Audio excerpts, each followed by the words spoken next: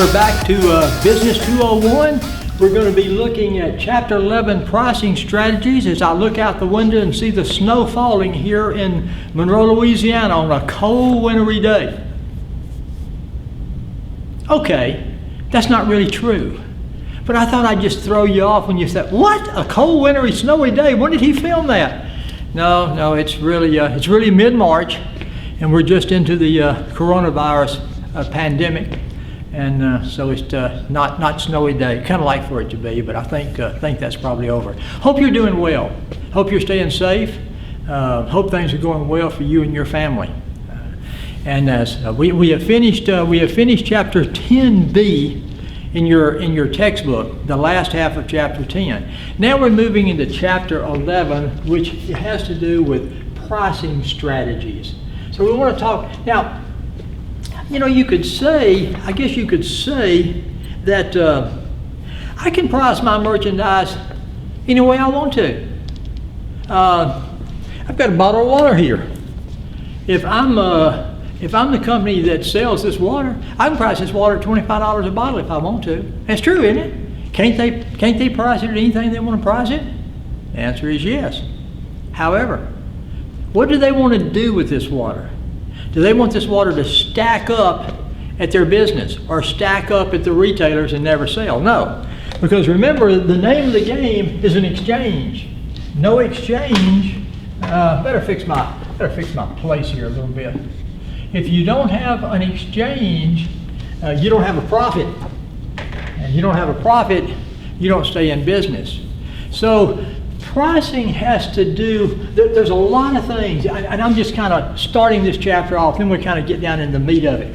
But what influences pricing? Well, what customers are willing to pay, what it costs you to produce that product, what your competition is. There's just a number of things. The economy, a number of things that can influence pricing. So I'm going to look at my chapter 11 notes here on pricing. And we're going to talk a little bit. We'll see how long I will sit on this stool before I have to jump up and do something. Pricing strategies. Customers demand low prices. We want quality products at a fair price pretty darn quickly. It's 2020. We want to get value. We want to get it quickly. So, and the bottom line still is price for most of us.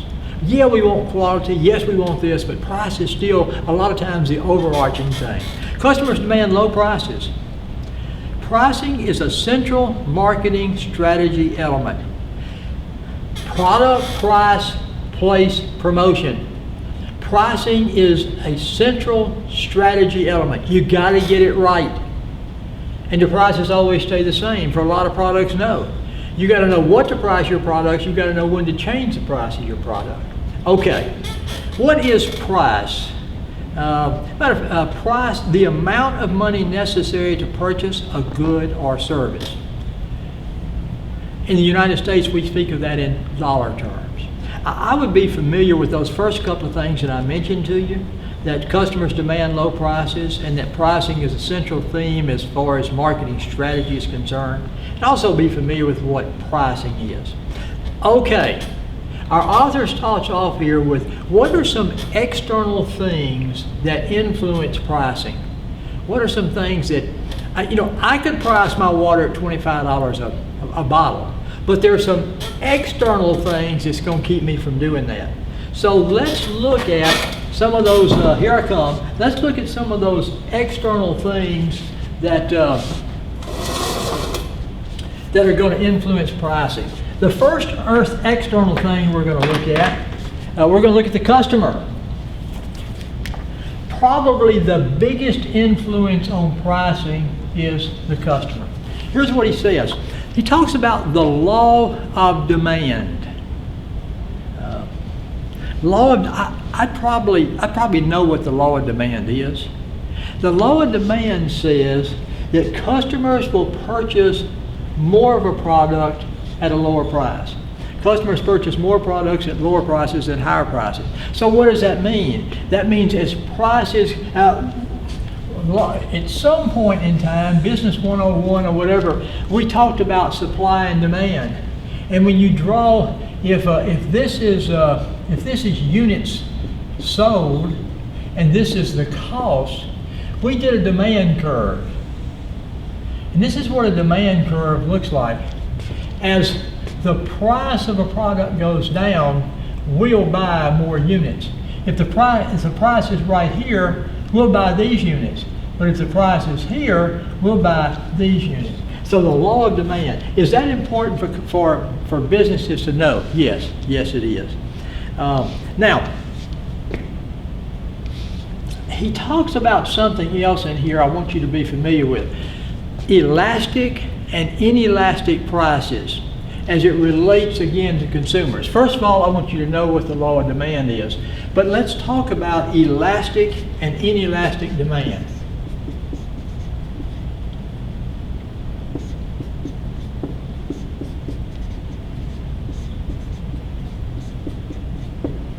I'm under a lot of pressure as I do these videos from a spelling point of view. I can only misspell so much stuff before they come after me and give me my pink slip. So I'm having to double check my spelling and everything a little more so that when I'm just in here, we're just kind of doing it for real in class.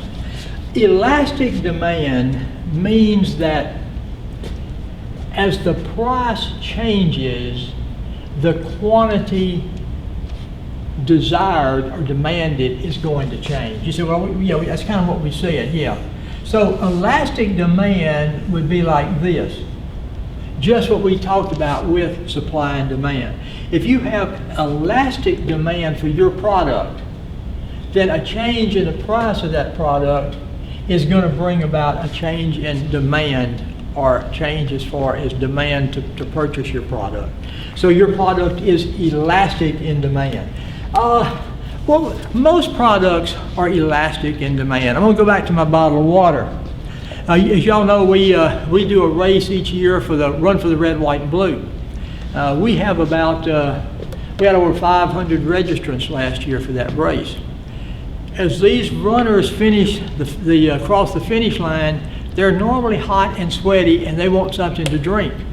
So we have 500, 600, 700 bottles of water out there. Do you think I watch the price of water through the spring so that I can buy water when it's at its very cheapest? The answer is yes. So the bottled water has a very elastic demand. Clothes, shoes, most products have a pretty elastic demand. As the price goes down, consumers are going to buy more. So that's price elasticity. Now, let's look at inelastic demand. We can go with this same units and amount of money. Okay, units, money. Inelastic demand would work almost like this. What that's saying is, as the price goes up or down, the quantity consumed is not much different. Okay, let me give you an example of that. Gasoline. As I was coming here to Delta this morning, the lowest I saw was $1.67. That was at the large Walmart in Western Row. That's significantly lower than it's been in a pretty good while. All right, is the demand for gasoline going to spike tremendously? Or in other words, are you going to buy a whole lot more gasoline at $1.67 than you did at $2.20? The answer is really no. I mean, you may fill up all your tanks and everything, but I mean, the demand over a little bit of time is going to be pretty much the same.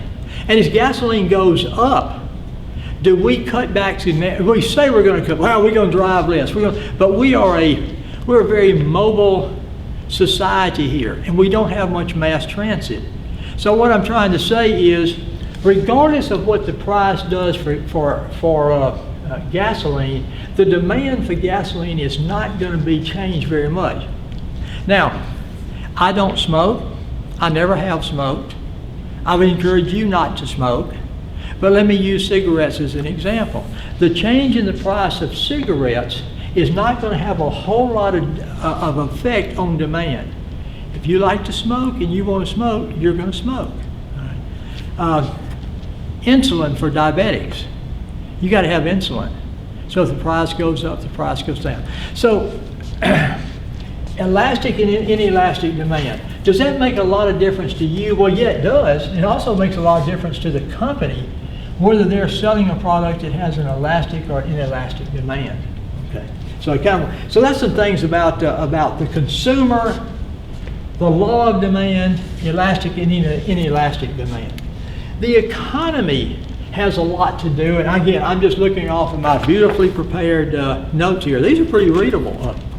Economy: inflation, recession, interest rates affect the cost of producing a product. Right now, we're in such a weird economic time. Some of these things are different, but some of these things are the same. But it is true, I think, that does the economy affect the pricing or how we price things. Checked out the price of toilet tissue on Amazon, things like this. Again, so the economy. One more time: inflation, recession, and interest rates affect the cost of producing a product. Y'all know that the Federal Reserve has dropped the interest rate to borrow money from the Feds to 0. You know, if you've been with me in Business 101 especially, you don't want to be in a recession. A recession is the GDP going down 2 consecutive quarters. Will we probably go in a recession as a result of this coronavirus? Yeah, probably so. Hopefully we get out of it. We get out of that recession pretty quickly. But the way to get out of a recession is people to spend. People have to spend, because when they spend and they buy goods and services, it primes the pump for businesses and it puts businesses back to work. Okay. All right. Intermediaries, you know, those people that between here and here, agent brokers, wholesalers, retailers, can they affect the price of a product? Well, sure.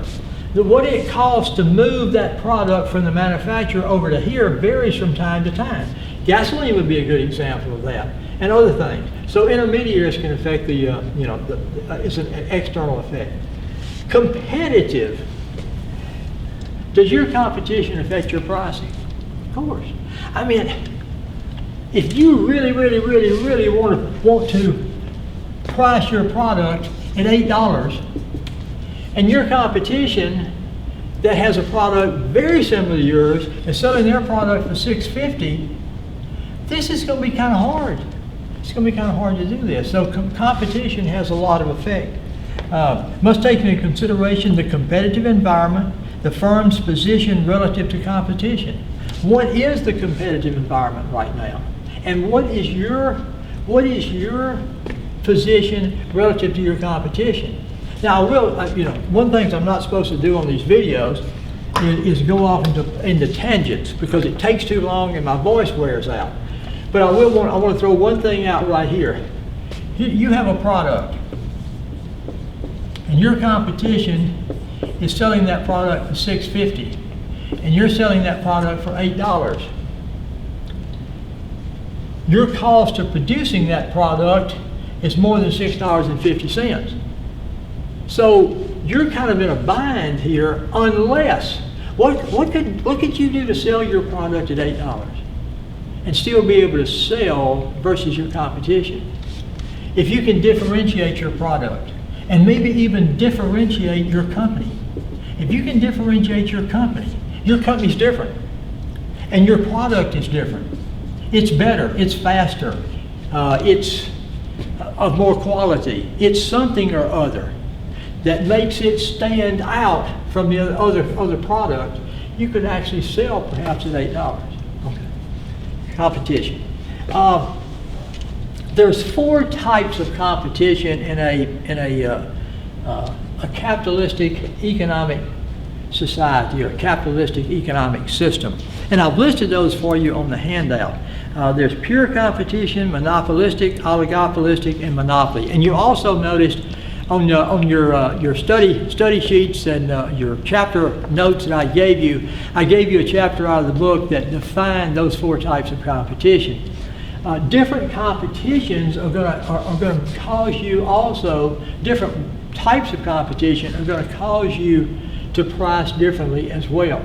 Pure competition is where no company, there's a large number of companies, there's a large number of customers, and nobody has a competitive advantage. For instance, lettuce. If you grew lettuce, you would be one of many that grew lettuce. And could you dominate the lettuce market and jack your price up? Probably not, because there's a lot of lettuce producers and there's a lot of lettuce buyers. So if you're in a pure competition situation, it's going to affect the way you price. All right. Let's say that you're in an oligopolistic competition. That means there's very few sellers. There's a lot of folks that are buying, like computers, like vehicles, things like that. So if there's very few producers, but there's still a lot of people that are buying, you can affect that price more. You have a little more control over the price because there's not many of you that are in the market. Okay. What I would do is, I think I've already mentioned to you, or if I haven't, I know what the law of demand is. I'd be familiar with price elasticity and inelasticity. I'd be familiar with the economy can certainly affect pricing. That first little sentence, inflation, recession, and interest rates can affect the cost of producing a product. Competition, just be familiar with the fact that he says competition important determinants of firms' pricing strategies. Competition has a lot to do with how you price. You've got to take into consideration the competitive environment and your firm's position.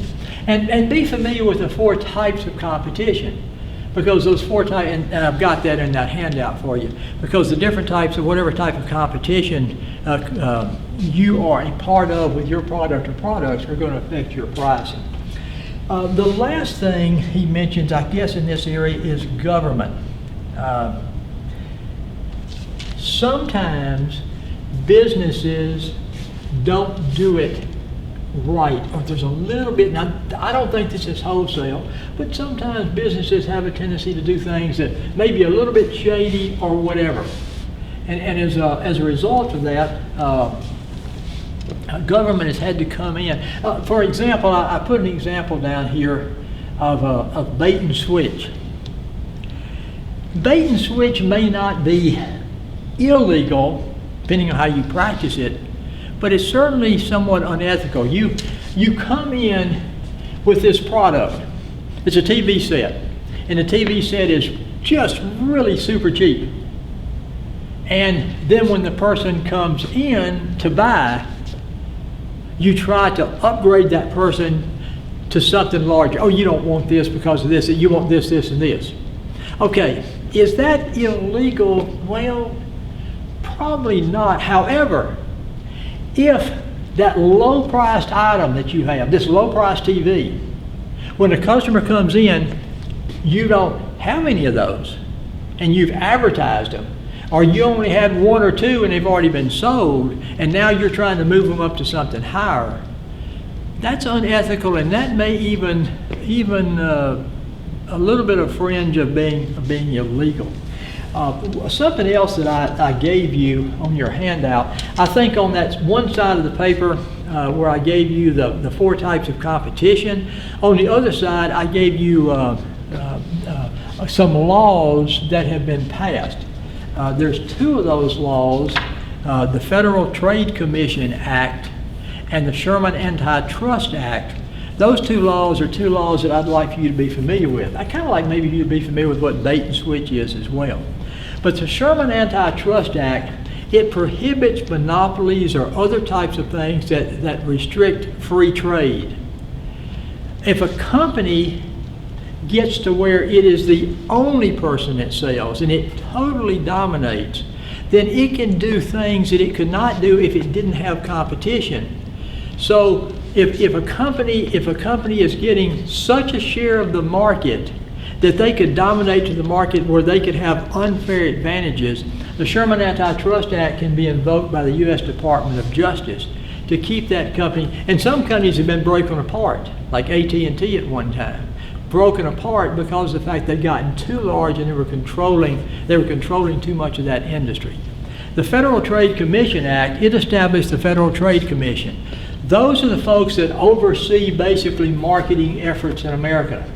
And if you feel like things are being done unethically or improperly, or maybe some things are being done with very poor taste or something like that, the Federal Trade Commission is the one that you can go to complain about that. So I'd be familiar with the Federal Trade Commission. I'd be familiar with the Sherman Antitrust Act, which are two of them. I think I even checked them on that sheet. Okay, time to rest. Let's talk a little bit more about pricing strategies. Here's what he says. I'm, again, looking at my handout, setting pricing objectives. Set in line with company goals. Thus, different firms in the same industry may have different pricing objectives. Okay, now what in the world does that mean? A company has company goals. I'm going to throw that here. A company has goals. You should set your pricing in line with your goals of your company. You say, well, what do you mean? All right, let me give you an example. We have a product that maybe is going to have a limited lifespan. And we want to maximize profit on that product. So let's price that product high to sell as many of those products as we can to make as much profit as we can during the lifetime of that product. Perfect example, the Hummer. The Hummer came out in the 1990s, I think 2010, maybe the last year it was produced. It had about a 20-year run, but during that 20 years, or somewhat less than that, it was pretty much by itself. As a matter of fact, its slogan was like nothing else. Okay, as a result of that, they priced the Hummer high to get maximum profit. Okay, let's say that your goal is not maximum profit, but your goal is market share. I've got a product that's going to be around forever and ever and ever. So I want to get as much market share as I can. I don't want to maximize profit over a short period of time. I want to have profit over a longer period of time. Procter & Gamble with toothpaste, toothbrushes, things like that. The most important thing to them is they're not going to make a ton of money off of a tube of toothpaste. But if they can have the majority of the market share, that means that they're going to be for a long, long while. Okay, so that setting in line with company goals. Thus, different firms in the same industry may have different pricing objectives. Sales-based or profit-based. Sales-based means maximize profit. Sales-based means market share. Profit-based means maximizing profit. Now, right below that, I showed you two types of pricing strategies.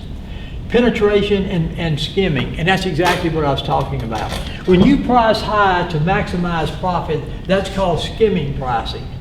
When you price lower to increase your market share, that's called penetration pricing. So I'd be familiar with the fact that you need to set your pricing objectives in line with company goals, and I'd be familiar with penetration and skimming pricing. Okay. Pricing strategies. I think I'm just going to sit here. First, I'm going to get a sip of water. And then I'm going to sit here. And I think I'm just going to talk through this for a while. See how far, I tell you, I'll erase a little bit for us. Because pricing strategies is what we're going to be talking about. So if I need a little room here. Okay. Cost-based pricing. Here is my question.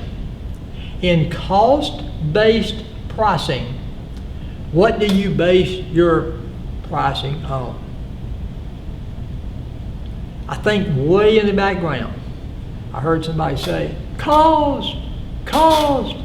Cost-based pricing is based on cost. What does it cost to produce my product? If it costs me $1 to produce my product.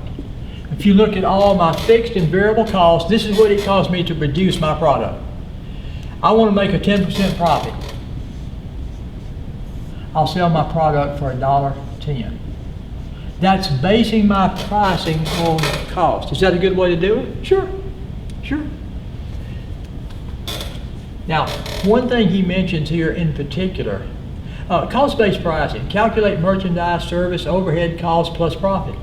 It's relatively easy, gives you reasonable profits. Pretty easy to do. Now, I know my cost, I add my profit, that's what I'm going to sell for. He says this, so remember one thing, cost-based profit is not linked to demand. You're not looking at demand for your product. You're really not looking at the customer. You're looking inside at cost. Is that okay? Yeah. Do you need to cover your costs? Not a bad idea. It's kind of hard to make a profit when you don't. So that's cost-based profit, pricing. All right. Y'all are pretty good on that one. So let's see if we can pick up this one. What do you think demand-based pricing is based on? Demand. It's almost the opposite of this. Cost-based pricing, you base it on the cost to produce plus adding a profit. Demand-based pricing says I'm going to price based on the demand for my product. That means if demand is low, I got to get my price down. I mean, if you're using strictly demand-based pricing, I got to get my price down. If demand is higher, I move my price up. That's demand-based pricing. Competition-based pricing. We're kind of in a roll now. We know what cost-based, we know what demand-based. Competition-based, we base our prices on our competition. Now, if we're the industry leader, we might be able to sell a little higher than our competition. If we position ourselves in a particular way, how we position ourselves as it relates to our competition is going to tell us a lot about how we price our product. Use competitors' pricing. We look at our pricing versus that of our competitors. And I noticed I threw something else out here, price leadership. In every industry, there are certain company or companies that set prices first, and then other companies follow behind. Perfect example. During the Christmas season, you know there's going to be Black Friday, you know there's going to be all those specials. Who comes out first? Walmart does. Walmart comes out first before the other major retailers come out. They are the price leadership because Walmart is so humongous. What they do sets the stage for most other retailers. That's price leadership. All right. Do companies base their pricing totally on cost? Do they base it totally on demand? Do they base it totally on competition? Do they base it totally on the environment? Do they base it totally on, I don't know? Well, the answer is no. It's a combination of things. I can't base it totally on cost when I'm not taking demand into consideration. I can't base it totally on demand without understanding what my costs are. I can't base it totally on competition when demand, you see, you get the idea. So when they're doing, and then of course, what is my strategy? Do I want to maximize profit? Skimming pricing? Do I want to get market share, penetration pricing? So there's a lot of things that goes into the equation about how you're going to price. Ever change prices? Now some prices change very slowly. A lot of convenience goods, prices change very slowly. Other prices change a little bit faster. Based on what? Changing cost, changing demand, changing competition, changing our economy. So pricing always has to follow the company goals. But those goals and pricing can change from time to time. So I'd be familiar with cost-based pricing, what we talked about there. I'd be familiar with cost-based pricing is not linked to demand. I'd be familiar with what demand-based pricing is. by virtue of what it is, I think you're familiar with it. I'd be familiar with competition or competitive pricing and what price leadership is. And I'd be familiar with the fact that most of the time it's a combination of those that companies use. A couple of more things. He talks about strategic marketing applications. Now there's a whole bunch of things down here. I'm looking at my handout. But there's just a few things that I think that I want to mention. No haggle pricing. You know what that is? There are some people, let's go to vehicles. As I'm sitting here doing this, time out. As I'm sitting here doing this in the room, I've got the lights set up. Most of the other lights in the room are closed. The drapes or the blinds are drawn and everything. But out of my right ear, I am hearing what sounds like some really, really heavy rain going on. Definitely heavy rain going on. So I'm glad I got here early enough to get this started. Okay, no snow, just heavy rain. No haggle pricing. Especially, I got two still. All right, here I go. Especially specialty goods, cars, houses, higher priced goods. Some people love to haggle. Some people love to negotiate. Some people don't. Look, I want to buy a car. Do I want the best value possible? Yes. I want to get it for the cheapest I can, but I don't like to haggle. I don't like to negotiate. I'm not comfortable doing that. So businesses know that. So businesses sometimes come up with what they call no haggle price. Hey, this is the lowest price, no haggling, lowest you're gonna get it for. So I can go over there and say, man, I'm getting the cheapest price ever, and I buy it for that price. Now, if you're somebody who likes to haggle, you're gonna look at that price and say, I can get it for less than that.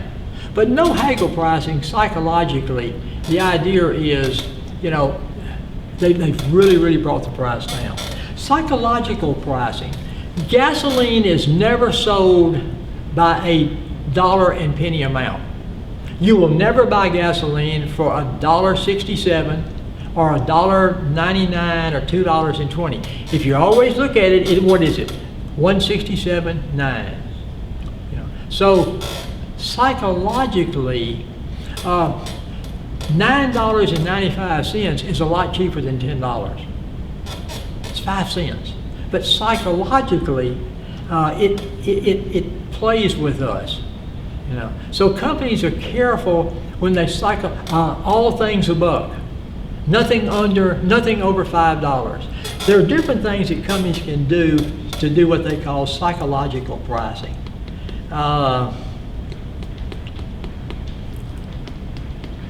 The place in pricing, geographic pricing. Do you think some products are priced higher in some areas than they are in others? Sure.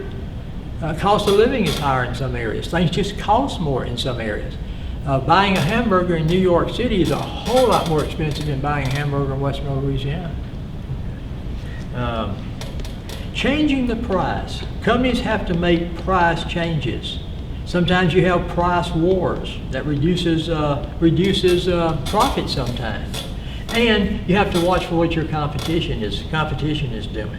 Okay, I think that's enough. I think that kind of, I would be familiar with what no haggle pricing is. I'd be familiar with what psychological pricing is. So I think we've done a pretty good job on Chapter 11, Pricing Strategies. I'm going to get a sip of water, get my makeup redone, make sure my hair gets, get my hair restyled and everything. And I'll probably come back here in just a few minutes, get on this stool, and we're going to get into Chapter 12, which talks about communications. Okay, if you've already learned the gig here, I have to let Professor Pierce know that I have finished a chapter. So a high sound. So if all of y'all would kind of shout as I clap my hands together, that means that we have now finished Chapter 11. See you, Chapter 12.